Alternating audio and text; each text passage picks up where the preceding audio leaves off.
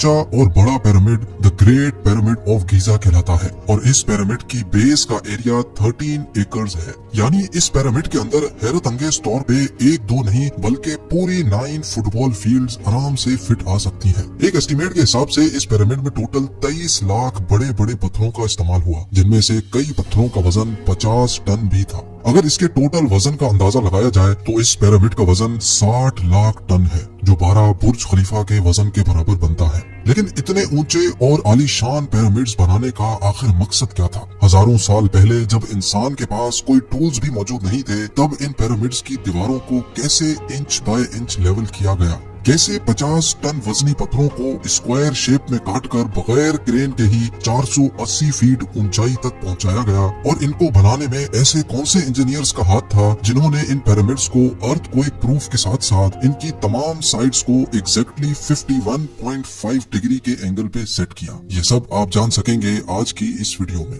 तो आइए शुरू करते हैं।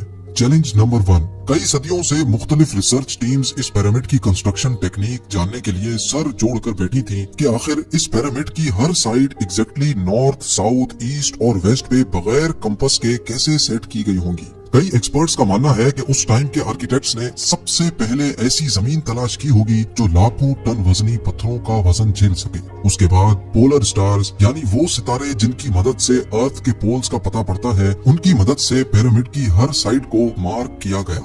ना कोई कंपास और ना ही कोई ऑप्टिकल इंस्ट्रूमेंट। सिर्फ इस बेसिक टेक्निक से हजारों साल पहले इस पिरामिड की डायरेक्शन सेट की गई और वो भी 0 एरर्स के साथ। Challenge number 2।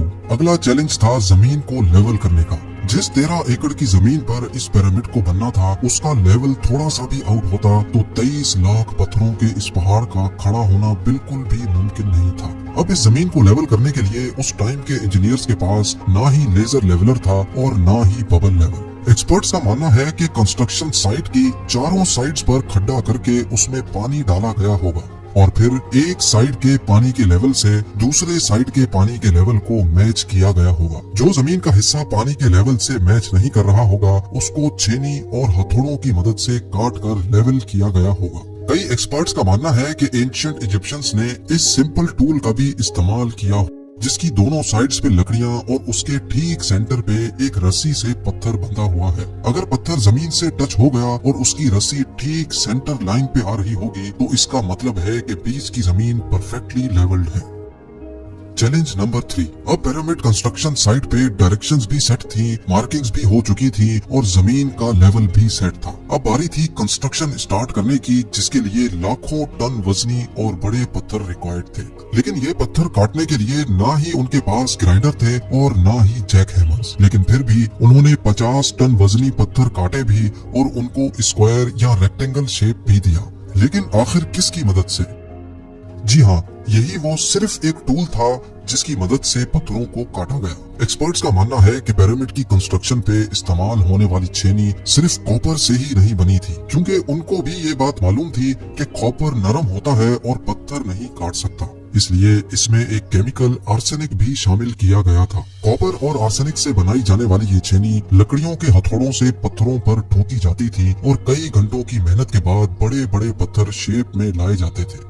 Challenge number 4। अब चूंकि ये खास किस्म का पत्थर जिसको आज लाइमस्टोन कहा जाता है, उसकी कटाई पिरामिड कंस्ट्रक्शन साइट गीजा से 250 किलोमीटर दूर टोरा के शहर में हो रही थी। अब मसला था ये पत्थर गीजा तक ट्रांसपोर्ट करने का। हर एक पत्थर 50 टन यानी 50,000 केजी के बराबर था, जो तकरीबन 3 पैसेंजर बस के वजन के बराबर बनता है। और ऐसे 23 लाख पत्थर सिर्फ एक पिरामिड में इस्तेमाल होना थे। इतना ज्यादा वजन ट्रांसपोर्ट करने के लिए ना ही उस दौर में कोई जानवर काम आ सकता था और ना ही उनके पास ट्रक्स मौजूद थे। हत्ता कि अगर आजकल के जदीद दौर में भी ये काम करना पड़े तो ट्रांसपोर्ट कंपनीज को अच्छा खासा टफ टाइम आएगा। हैरत अंगेज तौर पे ये काम वर्कर्स और कश्तियों की मदद से किया गया। जी हाँ, टोरा और गीजा के दरमियान मौजूद रिवर का फायदा उठाया गया और बड़ी बड़ी कश्तियों में पत्थर लाद कर पिरामिड साइट पर पहुंचाए गए।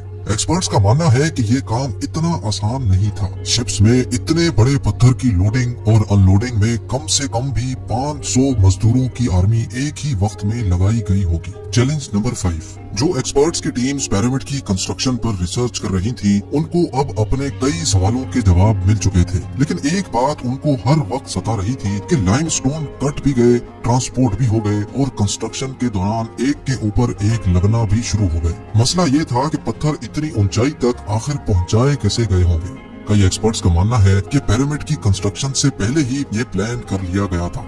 या तो ये स्पाइरल ट्रैक के जरिए ऊपर गए होंगे या फिर जिग-जैग तरीके से। लेकिन ये बात तो तय है कि 50,000 केजी के पत्थर ऊपर मजदूरों की आर्मी की मदद से ही खींच कर गए होंगे। Challenge number 6। बात सिर्फ लाखों मजदूरों छेनी हथौड़े से लाइमस्टोन काटने और इतने बड़े पत्थरों को ट्रांसपोर्ट करने की ही नहीं थी। इस पिरामिड के अंदर कंपार्टमेंट्स, उनके अंदर जाने का रास्ता और कई छोटी छोटी सुरंगें भी बनाई गई थी। बाकी सब चीजें तो ठीक थी, लेकिन एक चीज एक्सपर्ट्स को हैरान कर गई और वो ये थी कि अंदर के कंपार्टमेंट्स में जो पत्थर इस्तेमाल हुआ था वो लाइमस्टोन नहीं बल्कि ग्रेनाइट था। जी हाँ, ग्रेनाइट एक ऐसा पत्थर है जो डायमंड के बाद दुनिया का सबसे सख्त तरीन स्टोन माना जाता है।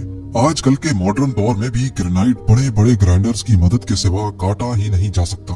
दुनिया भर से कई आर्कियोलॉजिकल एक्सपर्ट्स को पिरामिड का विजिट भी करवाया गया, लेकिन किसी को भी इस बात का सुराग नहीं मिला कि 4500 साल पहले इजिप्शियंस ने ग्रेनाइट जैसे ठोस पत्थर को इतनी सफाई से कैसे काटा था। आखिरकार कई सालों के बाद एक्सपर्ट्स ने इस मिस्ट्री को भी सॉल्व कर दिया। इजिप्शियंस ने ग्रेनाइट को इतनी सफाई से एक ऐसे आरे से काटा था जिसके दांत ही नहीं थे। जी हाँ, बगैर दांतों वाले इस आरे के दोनों साइडों पर वजन डालकर इसको ग्रेनाइट पर चलाया जाता था और बीच में बजरी डाली जाती थी। एक्सपर्ट्स का मानना है कि इस तरीके से इतने बड़े पत्थर को काटने में 4 महीनों का वक्त लग जाता था। आखिरकार पिरामिड्स बनाने का मकसद क्या था? इन पिरामिड्स को बनाने में कितने मजदूर एक ही वक्त में काम करते थे? और रोबोटिक कैमरा ने जब पिरामिड के अंदर पत्थर के स्लैब में सुराख किया तो उसके अंदर वो कौन सा मंजर देखा गया जो पिछले 4500 सालों से किसी ने भी नहीं देखा था। ये सब और इससे भी ज्यादा आप जान सकेंगे इस वीडियो के पार्ट 2 में। आप लोगों के प्यार भरे कमेंट्स और लाइक्स का बेहद शुक्रिया। मिलते हैं वीडियो के अगले शानदार पार्ट में।